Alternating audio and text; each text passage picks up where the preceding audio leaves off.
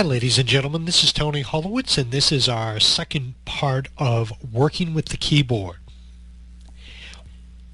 When you work with the keyboard, there are certain keys that are sort of hard to describe the specific functions of those keys, except to say that you will use these keys at some point in the future.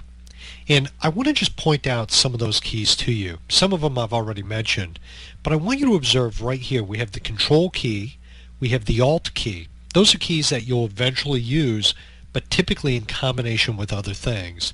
For example, one keyboard shortcut is if you hold the Control key down and hit the letter C as in copy, that's a keyboard shortcut for copying. The Alt key is used, in my opinion, infrequently. And we'll address some of those things. Again, it's usually used in combination with other things. For example, I'll draw your attention over here to the Delete key.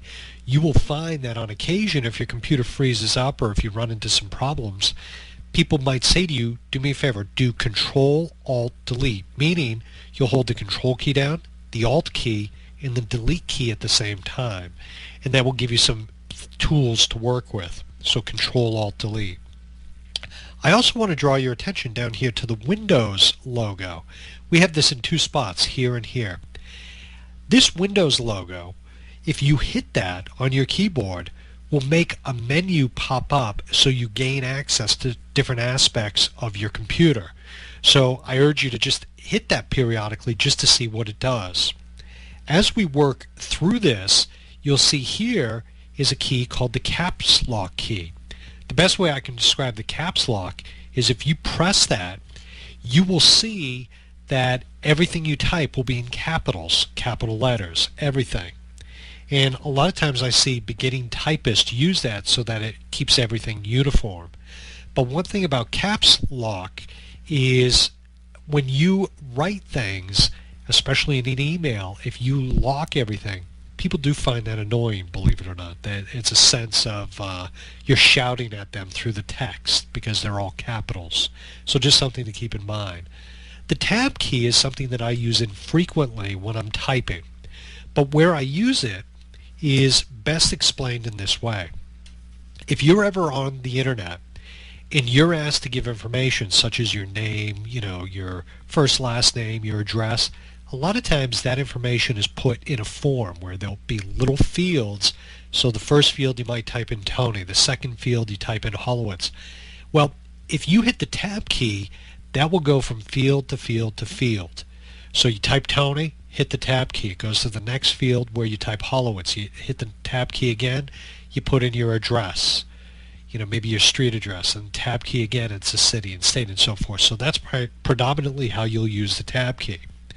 Across the top, we have numbers. You can press these numbers at any time to insert a number.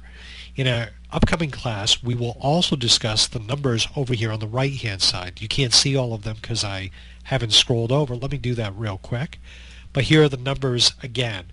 So these numbers can be used, but you have to hit the number lock key.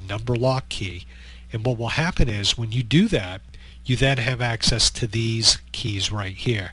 So a lot of times an accountant or a financial person might use these items here. When you press the number lock key, this light on number lock will light up telling you that it's on. When you come back to the right and you press the caps lock key, what you'll also see is this light lights up so that you'll recognize or have a visual cue that you have the caps lock key on. The scroll lock, I gotta be honest with you, there are certain things I never use and I'd be hard pressed to say why I'd use that, but that locks scrolling to the best of my knowledge, and that's the scroll lock key. But I've never used that, just never had any reason to do that. So those are some of the information about the number keys. Up on the very top we have what I refer to as the F keys. The F keys are going to provide you different functions depending on the software you're using. For example, the software I'm using right now to record this is something called Camtasia Studio. And when I'm doing a recording, if I want to stop the recording, all I have to do is hit the F10 key on my keyboard. These typically provide shortcuts. So all these F keys can vary in what they do depending on the software you're using. Going way over to the left, the escape key. Well, the escape key is usually something I rarely use it. But for example, where I might use the escape key is if you've started a process and you want to end it. You'd hit the escape key. So you'll use that function a little bit differently depending on what you're doing on your computer.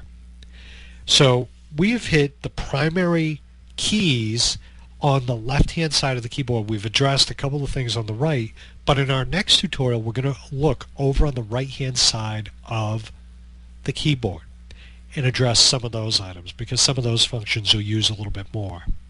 My name is Tony Holowitz. Thank you so very much. Have a great day.